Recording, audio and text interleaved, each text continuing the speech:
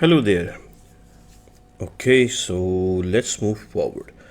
Now, we have covered a lot of stuff in terms of materials and instances and everything, and how to bring the 3D assets from externally from Unreal Engine. I would like to take you to the next points, basically where we're gonna work on how to create our world, and yeah, Unreal Engine provides open worlds, real-time worlds actually, where you can have a lot of space and a lot of places to build, and you can work on adding trees, work on adding roads, work on adding different type of mountains, terrain, and all those stuff. All those things are available in the drop down here actually, where you can see the landscape and the foliage. These are the two things which we are going to cover. But prior to this one, I would like to take you through something called Bridge. Now, the Bridge is actually a tool which comes along with with Unreal Engine, and it is done by Quixel company. And Quixel is a well-known company which is owned by Epic, which is also owning the Unreal Engine.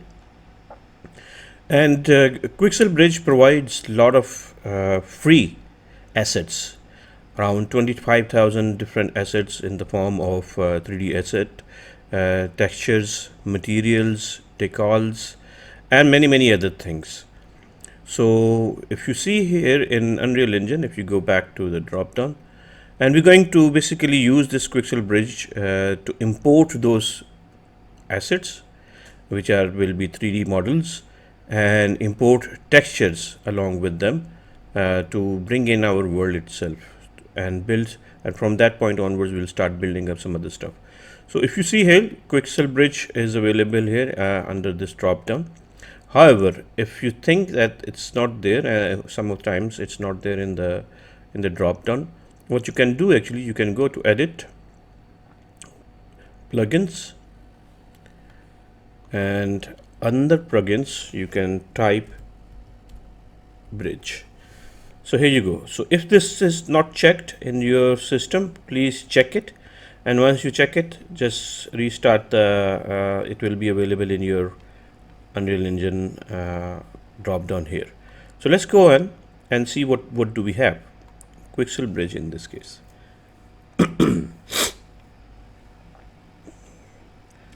Okay, so you will get another screen. It's kind of a browser, and you can see here there is a lot of stuff which is being available. These assets and these textures are of very highest quality in terms of its looks, and they are totally free. That's the best part of it. That's like for anybody who's going to start working on building environments for game development.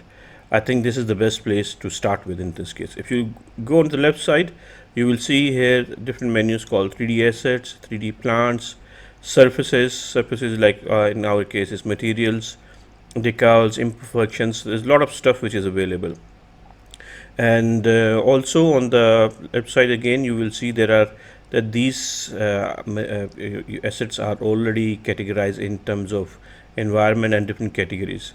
So there we have environments, we have under environments we have historic, we have ancient temples, we have castle ruins.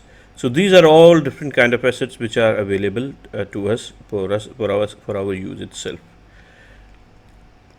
Now the point is, if you go on the right top corner and if you click on this icon itself, you will see that there's a sign in required.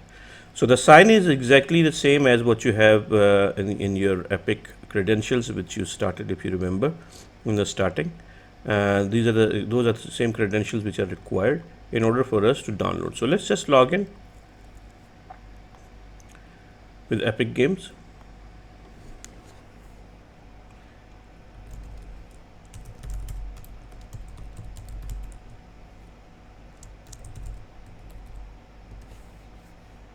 I guess my password is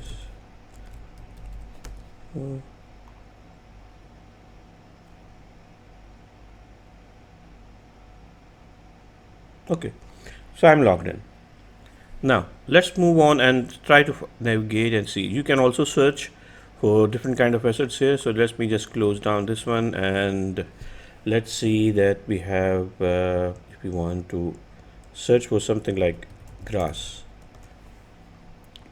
So if we go for the grass itself, you will see that we have different kind of assets which are available to us in different categories. There are three under 3D assets, under 3D plants, under surfaces, and under decals. So all these things, or alternatively you can just scroll down and you can see there we have different kind of assets which are already available to us, and we can actually go and pick one of them and to for the sake of our particular tutorial.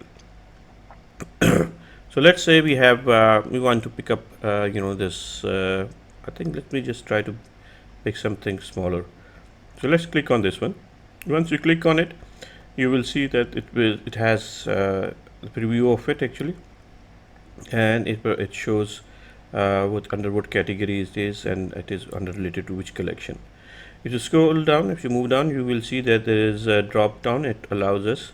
Okay, so let me just move on. Okay, so it allows us to see that what kind of quality would you require to download of this particular asset. So there is low quality, there's medium quality, high quality, and nanite. Nanite, as I explained you before, nanite is a technology which comes along with Unreal Engine 5 specifically, which hugely decreases the consumption of your resources of your system. Previously, we used to have what you call 3D assets imported, and these 3D assets had geometry which was always going required a lot of rendering resources. But in Nanite, it has totally changed the game.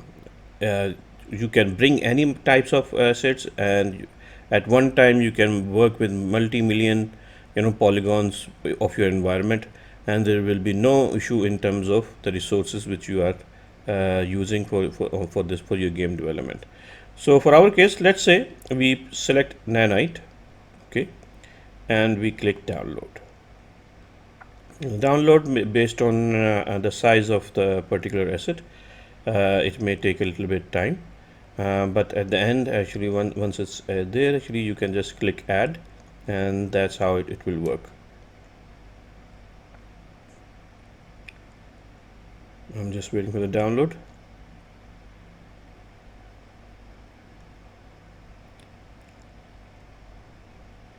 Okay, let's press add. Let me see if it's added. Let me again see. Okay, it is added into our project itself. So if you see, once you have downloaded, let me just close this screen and actually go to the content drawer. If you see on the screen, in this case, under the content, there will be a new folder called Megascans. So click on the Megascan, and under Megascan, because we have downloaded a 3D asset, it has created a folder called 3D asset, and under 3D asset, you will have your particular asset available along with the material which it is using. So let's go and just add up certain items in it.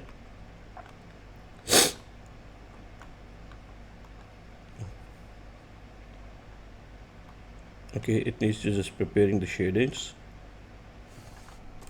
So I'll just move up, and let's say I'll just duplicate this floor just to add up here, so we can place the other objects here.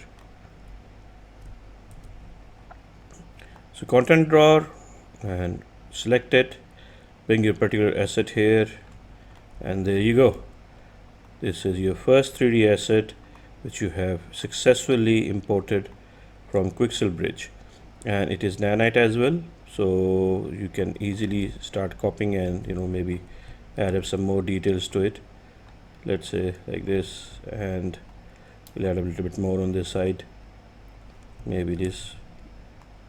I mean, it depends on how you want to have your environment, but the great thing is that Quixel Bridge allows you to download as much as you want in terms of your asset library and collections. So let's go to the material part of it. Let's double click on it, and there you go. If you see here, uh, when you import from Bridge, the materials are already created in the way which we have already done for our previous tutorials as well. It has created the master material basically, and the master material allows us to change whatever uses we want to do with the changes within the material itself. So let's see here, what do we have actually.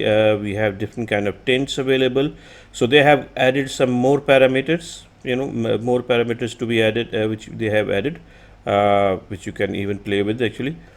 So in case of, let's say, we have metallic, and in metallic we can increase the overall intensity, the base metallic itself, and we just save it, and we see how does it look actually. So there's a little difference in that one, and this is how it started looking. So you can play around with the different things of it. Also there is tiling, X and tiling V. If you remember, we had tiling size into our material also. So here they have given us more flexibility to tile in either in X or either in Y directions. X is actually in this case. So let's say we have 3 here, and you see the textures start changing, and we have 4 here. So suddenly you have a very different kind of texture of your asset. That's the great part of it actually, that you can play around and you can add up more different assets to your library and of your project itself.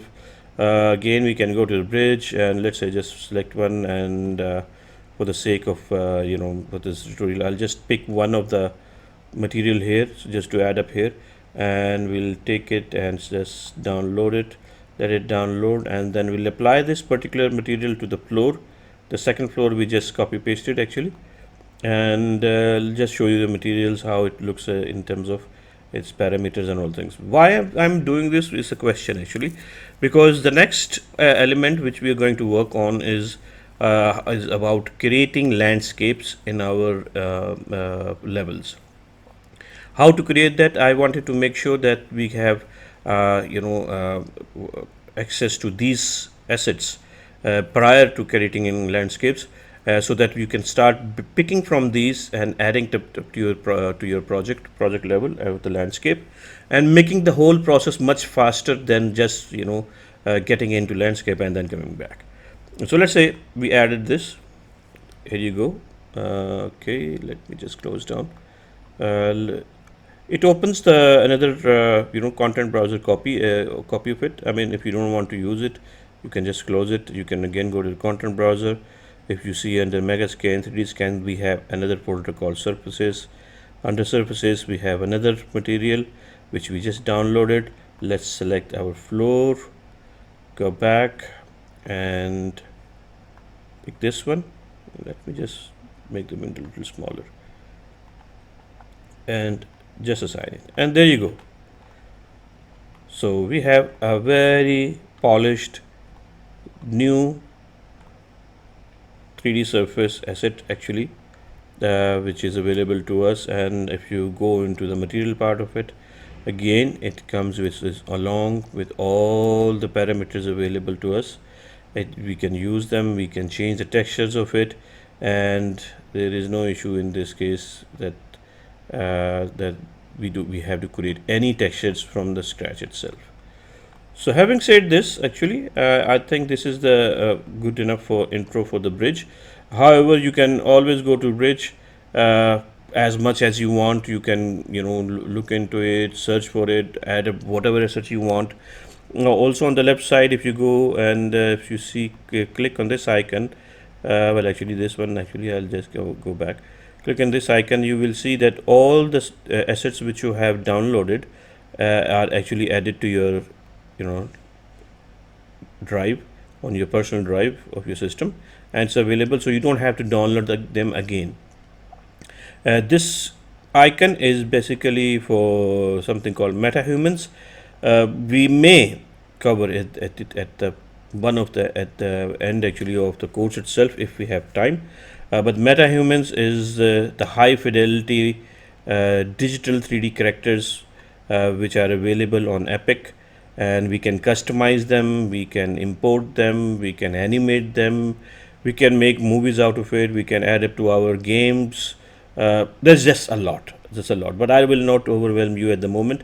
Let's just stick to our things at the moment, and in the next lesson we're going to start our something called landscape.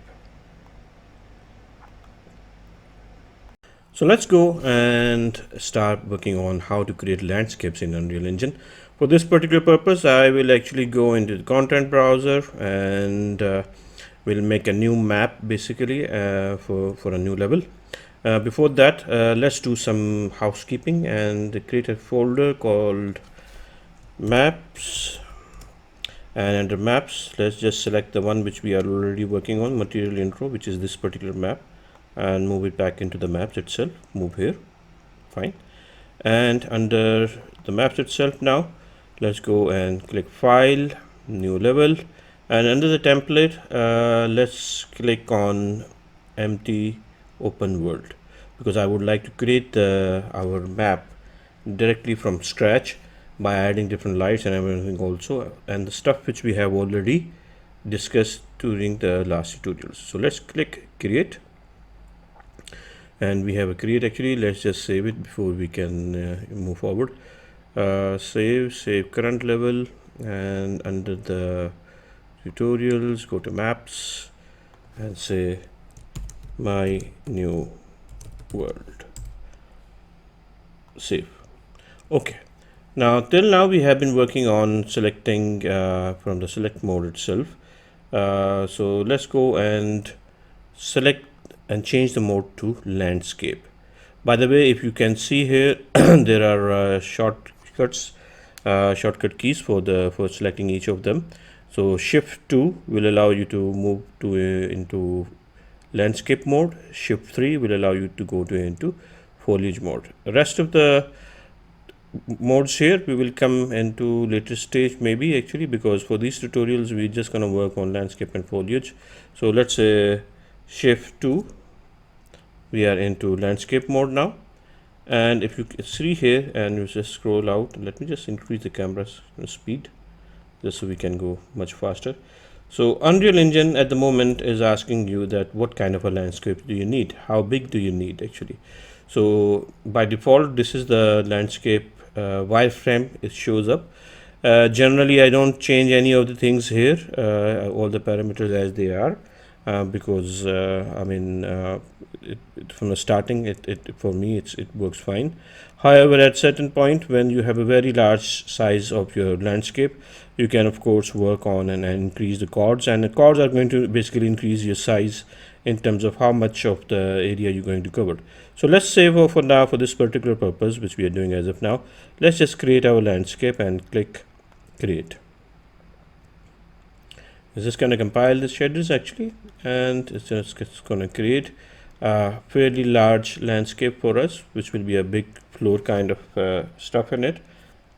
And on that particular floor we're going to start sculpting and painting and a lot of other stuff which is going to be there. And this is going to start giving you that how artists are in real world, they are making this game development fun, and how different roles are there in a game development. So just to let you guys know, actually game development is just not about building the game by making coding and other things. You need a 3D artist who would require to have skills, who can build these kind of worlds. He can materialize, he can add up the things, he can bring the assets from outside. There's just a lot which comes into the game development. It is just not making the functions and all that stuff. At the moment, if you see, it's all dark, so we need to put some light in our area. And let's go back here into lights and click on directional light. Okay, so we have a directional light here actually, and if you see the directional light, you can see here, if we can just control and see that our sun starts moving here. However, you cannot actually see much at the moment, so let's try to bring up some more stuff into it. And go back to the visual effects here actually, and go to the visual effects and bring in sky atmosphere. There you go. So now you have a sky atmosphere into it. We have a black area still showing up here. To cover it up, we need to go into the visual effects and select exponential height fog. So that will cover up most of the stuff which was black actually. So let's go back and to here and control L. Let's try to bring our sun up, and there you go. For the reference perspective, I think there is some more which we can add here. Visual effects, sky atmosphere is added, exponential fog is added. Okay, and yeah, I guess that's about it actually. Yeah, skylight. Yes, definitely skylight. And here you go. Skylight is going to interact with most of your objects to make sure the shadows which are being put on the 3D assets from the directional light are correct. Just to show you exactly, if we can just bring from the basic shapes, let's bring it to a cube here. Let's scroll down, just move up and just like that. Okay, so if I hide the skylight, you see that my shadows are very very dark and harsh, and I don't see any of the reflection of my sky over my particular 3D asset. That's where the skylight brings in, and it neutralizes the whole thing, and it gives you whatever is in the surrounding to give you the real world look and feel. Under the skylight, make sure that you have something called let me just give a little more space, real-time capture. So this will make sure that whenever the directions are changing within your scene, your skylight is also changing at the same time. Okay, having said that exactly, let's go to the landscape mode and click basically landscape. And once we are in the landscape, you will see on your left side there are a lot of tools which are available to us, which can be used to actually start creating our landscape. The main ones which we will go through is sculpting, smoothing, and flattening. I will take you to ramp also. How does that work actually? The things which are underneath are the different types of brush types, which we have. There are some alpha brushes which are available to create different kind of patterns in terms of when you're creating the terrain.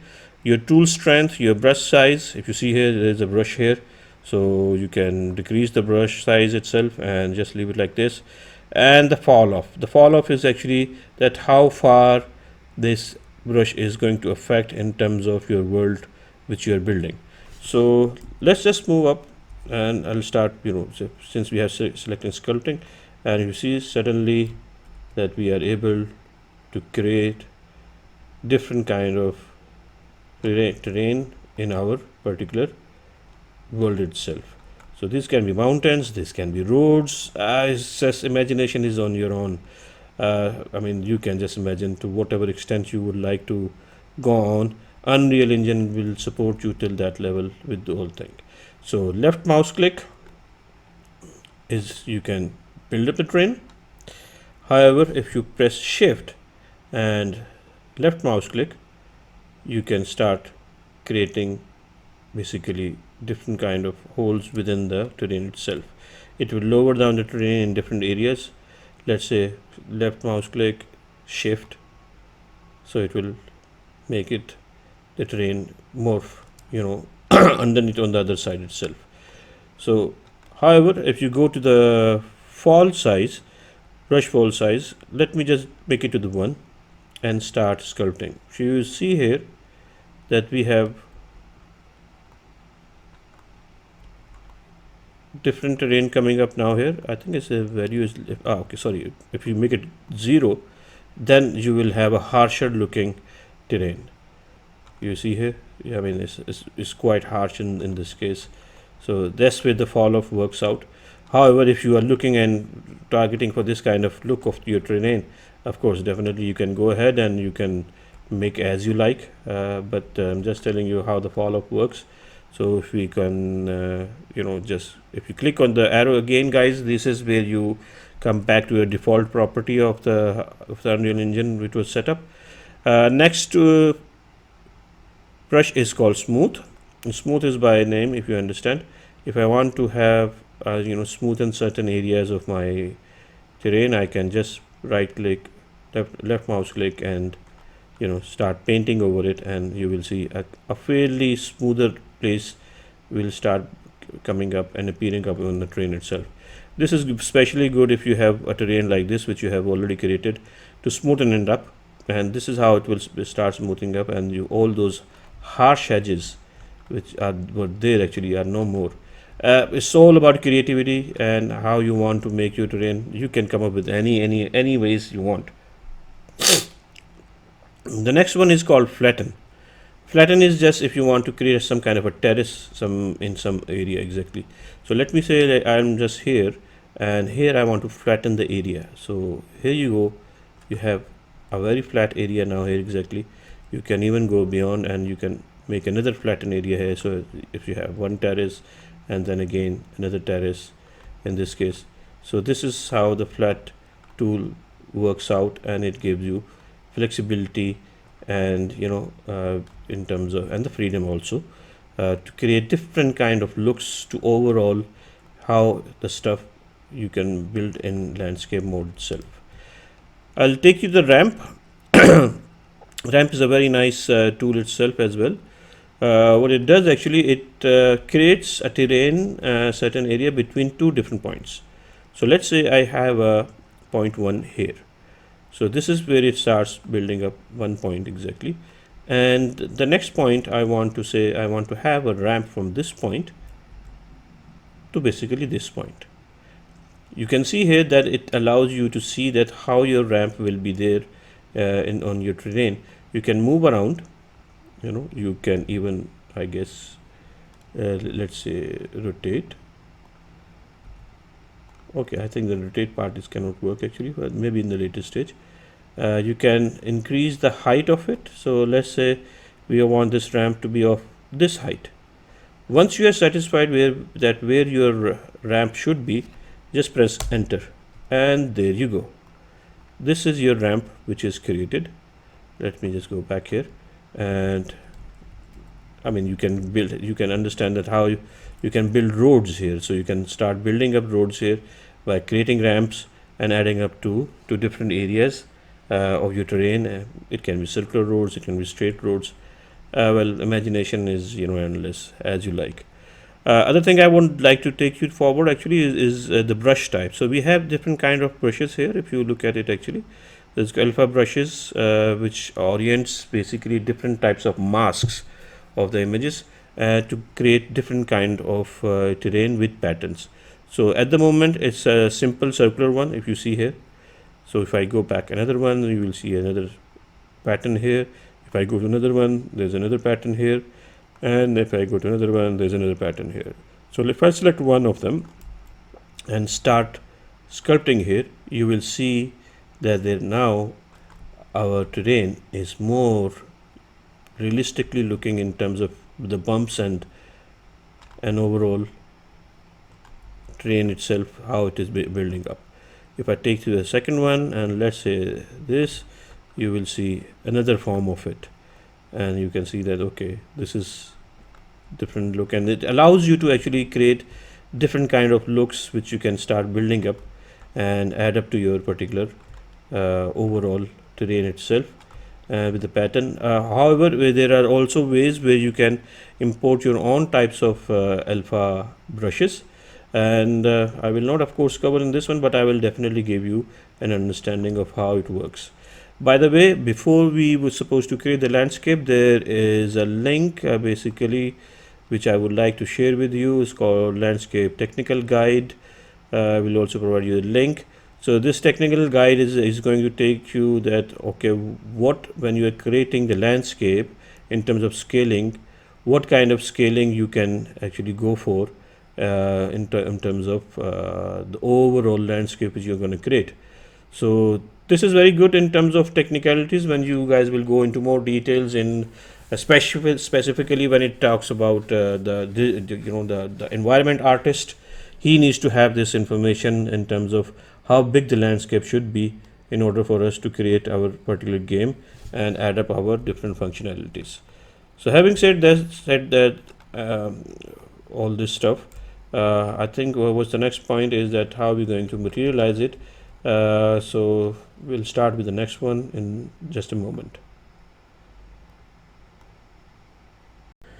Okay, so let's go to a select mode back again, just to come out of your screen itself.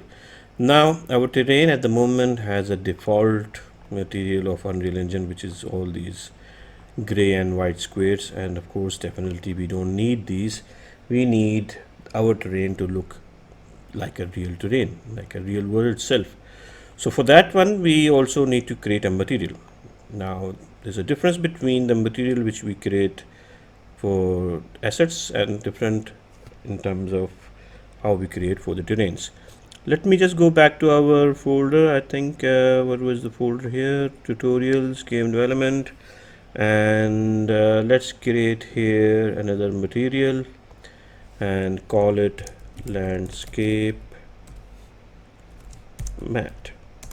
Okay, and double click it. Let's just dock it here on this side. Okay, so now the only node which is different than this in the other in the normal textures is something called landscape layer blend. Click on it and you see here that there is no input to it, but there's only the output to it actually. So the layering concept is basically that you create different layers stack up on each other for different textures, so that you can paint those textures on your terrain whenever you need actually, and as you go along with your creating. So if you select your layer blend and if you come at the left corner, you will see here layers. Here we're going to add two layers. Let's add two layers, and each of these layer represents a texture. So we're going to have a texture which is going to be assigned to this one, and then we're going to have another texture which is going to be assigned to this one. So for our purpose, I think if we go to the starter content, guys, if you go to starter content, go to textures, let's try to find out if some textures we can use. Okay, one of them is tree underscore ground grass D, and the next one will be T underscore rock sandstone. This is what we're going to use. So coming back to the layers, name your first layer as grass and the second one as stones. Okay, we have named it right, grass and stones, and you suddenly see that you will have two different layers with grass and stones. The next thing is what we need to go back, select our texture of the grass and bring it and drop it here. Same goes for the the rocks actually. Basically pick that one and just drop it here. Now what we need to do is to take the input and grass into the grass layer and rocks into the stones layer. I should call this basically stones rocks as well, just for simplicity purpose. And then you just put into the base color, and these two layers will be now added here in for your particular material. Let's click apply. Okay, go to the new world, select our landscape. Okay, this is the landscape which we have selected. Okay, and let's just go up on the landscape. As a whole landscape is there, full landscape is selected. And now let's go into our where was it, tutorials, and our landscape material which is showing here. Let's just try to apply it in our landscape itself. We have some more space here actually. My screen is quite smaller in this case, and bring it and drop it here. So when you apply the landscape material, your landscape, you will see here that everything is black and it's way too shiny. And the point here exactly is that at the moment, since we have created the layers here, Unreal Engine doesn't know that which layer is on which layer, how it has to paint actually. So go back to your landscape mode, go to your paint, and under that you will see here that both of your layers of your materials are showing up here. What we need to do is to create layer info and select weighted blended layer normal. Now when you click on this one, automatically it will create a folder where the information for this particular layer has to be stored. It has already created the name as well, so as by default just leave it as it is and save. Once you click on it, you will see here that your grass is starting to show up, but at the moment way too, in terms of shininess, it's too shiny. Anyways, let's create the rocks as well, the layer for that one, and save it in the same. And here you have it. So let's go back here, let's go to the landscape material, and under the roughness we can add what exactly? Yes, constant. We need to add a constant parameter and add 1 to it, so we can have a full roughness to our overall landscape material. Click apply, and there you go. Much better than before, and we don't have any issue here exactly. Everything is working fine. However, if you look at the grass itself, you can see there's a lot of pattern going on. This is the point where the scaling has to be make it corrected. So what we need to do here exactly, for my purpose and most of the purposes of how different artists are creating the game, they do have a reference of a human, uh, which can be added to see exactly that how good is the grass in terms of its size. To do that, I think we don't have it at the moment here exactly. We will add up some presets. Go to add button, click on it, and select add feature or content pack. Once you click that one, you will see here third person. Under third person we have a mannequin which we're going to use and add to our project. Click add to project, and it will be added in this our project. Let me just close this screen for now, and for this one also.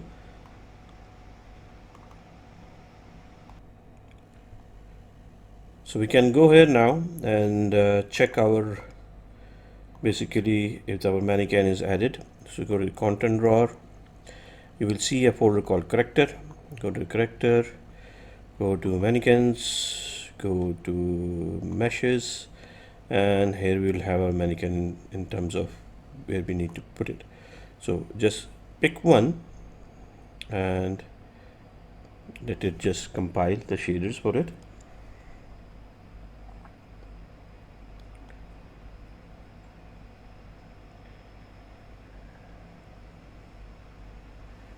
And there you go. So this is our mannequin in our world exactly. We can just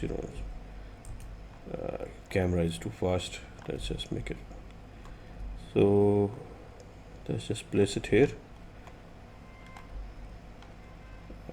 Let me just put it here just to have a, well, let me find out some place where it can be little more flattened. I think here, let's bring it here exactly, scroll, move down. Yeah, this is good. So you see here now the grass looks much smaller in comparison to the mannequin itself. So what we can do, we can increase the overall tiling of our texture. And if you remember, if we go back to our previous tutorials, we created a texture, and under texture it was what exactly, it was master m_master matte. Let's double click on it, and we added our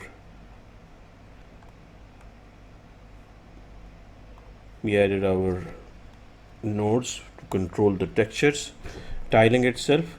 We can do the same by just copying, Control C, go to landscape material, Control V, and that's simple as that. Then just plug it into the UV of the grass, and tiling size is available. Now if you remember, this is a parameter, so if we apply now, and if we see here, we have to basically change the landscape material from its landscape material to landscape instance. So let's create a landscape mat instance, create a material instance. It is available there now. Let's go back into our landscape. Okay, where is it?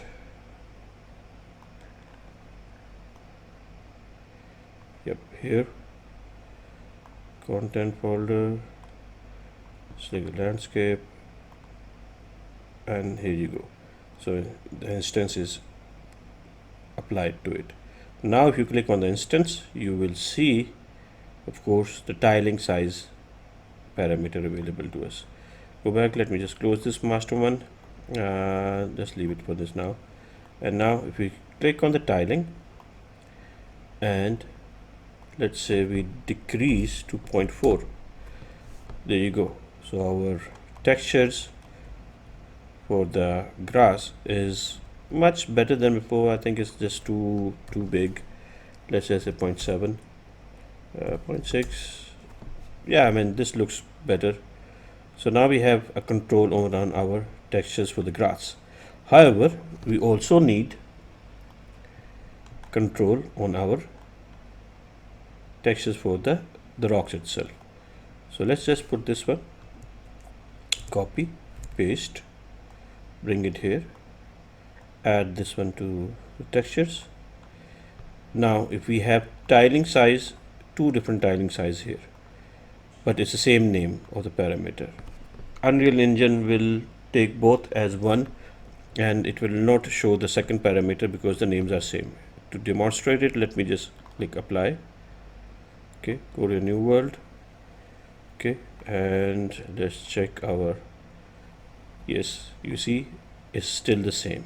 So we need to actually change the names of both of the parameters in accordance to what the texture it is being applied. So let's say tiling size, I say grass size, okay, and this one we call rocks size. Okay, now apply. Once apply, let me just go to the bridge for now. Okay, apply. Now you will see both the parameters are available. Let's go to our world itself, and since we have not painted yet anything on the landscape, let me just paint some stuff. Go to landscape, go to the paint, select the rocks layer, and start painting over it. There you go. The brush size is too big. Let's just make it a little bit more smaller. Yeah, so here we have the rocks being painted also along with the layer of the grass.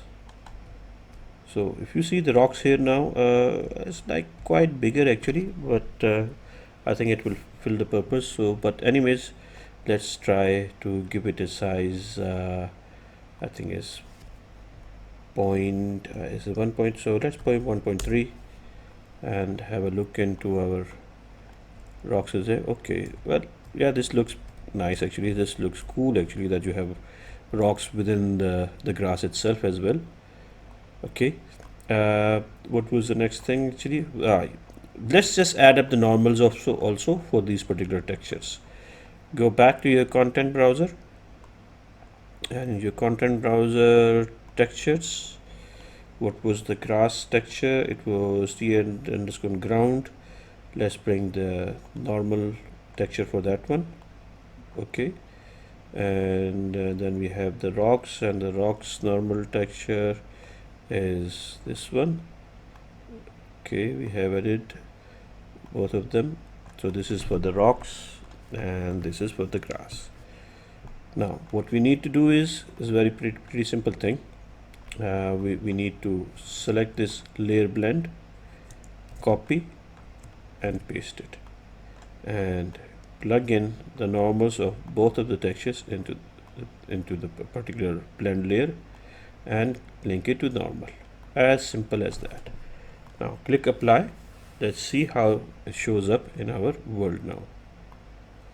There you go. Much better look and feel of our overall textures which we have now of the grass and the stones which are overlapping with each other now at the moment. So this is how you control the overall look of it. However, one of the things which you can still do is to control the what you call the texture coordinates for the normals as well. So to do that, actually it's pretty easy here now, since we already have put the tiling here. Take the multiply tiling for this one and add it to the UV of the grass normal, and for the rocks to the rocks normal. Let's click apply. Okay, go back to our things, let it update, and there you go. So normals are being updated as along with how you're going to change the overall tiling itself. So we go back here, let me just open the landscape material. Let's try to find it out. Instance, open it, this one, just scroll here, and let's say we have rocks and 1.7 maybe. There you go, a much better looking texture now. Maybe you can have 2, as you like. Actually, this is how you will see here. You can, of course, if you see around, we have a lot of other aspects which we have created of the on the terrain itself. Let's say that we have this as a road and we want to make it look like rocks itself. Let's select it and landscape, go to the paint, select the rocks and just paint over it like this. So you created a pathway basically on your terrain, and this is how it is added. Let's just close it and see how it looks like. There you go. Try to have a look at from the sun point of view and how it reflects on the overall area. There you go. So you see how different shadings are being produced through adding up your layers in this case, and this is how you can start creating your own world, open world, and to basically for the games itself. Next we're gonna make it how to add foliage to overall terrain, and that would be kind of a wrap up of how a 3D artist within the game development can start building worlds, levels for game developers so they can start interacting. So guys, one thing I want to mention, there is no game if there is no location. So location, this is required. You need to know these things first before you can get into things, so that you at least you know where to interact and how to interact with the things. So let's move with the foliage. Now if I go to the select mode and select foliage, you see here we have something like different tools here available to us. We have basically the paint is the one which we're going to use a lot in terms of how we're going to paint over our terrain, different set of elements in terms of assets. If you see here, drop foliage here, at the moment there is nothing, but we will put some assets here.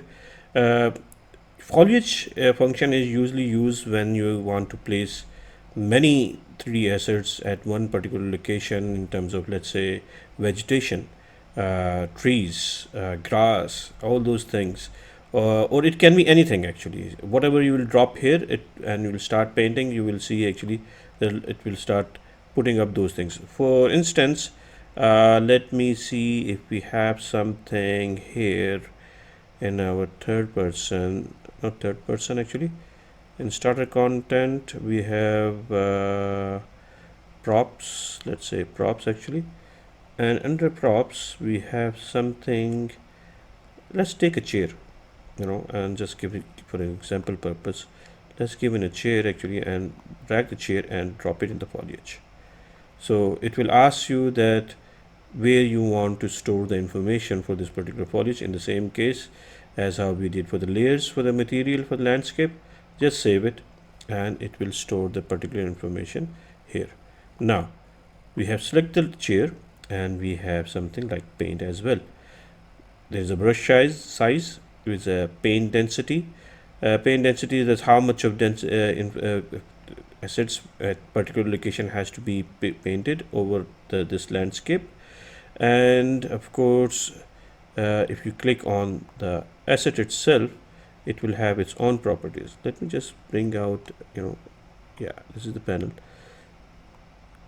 Here it actually shows that how much of this particular asset needs to be painted on certain area. So let's say we start painting it. Here you go. So you have like multiple chairs at one go. There was no need to actually place them one by one anywhere. You can move ahead and start painting over and over again. You can increase the brush size. Let's say we increase the brush size and we have a wider area to cover. And there you go, full of chairs, and God knows what we're gonna do with it actually. But yeah, it looks cool actually. I mean, even in just in this way, like something of an abstract thing. So yeah, so this is how you start painting your particular landscape by adding multiple assets at one location. And however, if you want to remove them, so let's say we click on erase and we start using our brush over it, you can just simply erase them. All of it will be gone, nothing will be remaining. And of course it shows also in terms of how much of these particular items are actually painted at one location. So let's say if I just press let's say, oh sorry, I need to click paint and paint here once, you will see it shows around 317 instances of the chairs have been painted in just one location. So let's just remove it for now. Okay, and fine. And what I want to take you through is actually, let's go to our bridge again.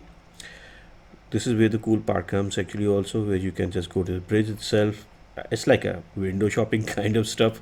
You can just go start picking up things and everything is for free. How about that? So let's say we have something grass. Let's try to search grass actually. And under 3D plants, if we click on 3D plants, let's scroll down and how about grass crumbs actually. I think maybe that would be something which we'd like to have. Grass, I used to have it here actually, maybe, or maybe it's in my local.